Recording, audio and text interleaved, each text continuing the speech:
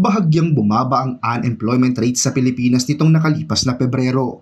Batay sa pinakahuling labor force survey ng Philippine Statistics Authority o PSA. Sa press conference nitong Miyerkules April 8, inihayag ng ahensya na bumaba sa 5.1% o 2.66 million ang bilang ng mga Pilipinong walang trabaho o negosyo. Mula ito sa dating 5.8% o 2.96 million noong Enero ng kaparehong taon.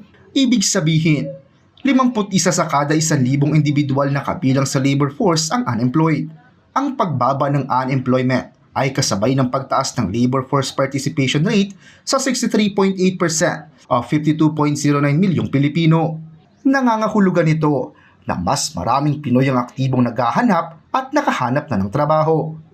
Kaugnay niya, tumaas din ang employment rate sa 94.9% o katumbas ng 49.43 milyong Pilipino mula sa 94.2% o 47.94 milyon noong nakaraang buwan.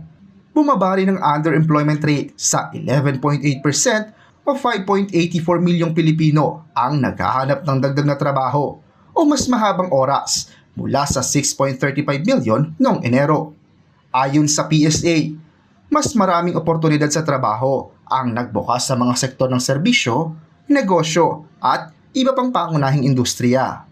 Samantala, bagamat may pag-angat, nananatili pa ring hamon para sa ilang Pilipino ang pagkakaroon ng sapat na oras ng trabaho at mataas o karagdagang kita.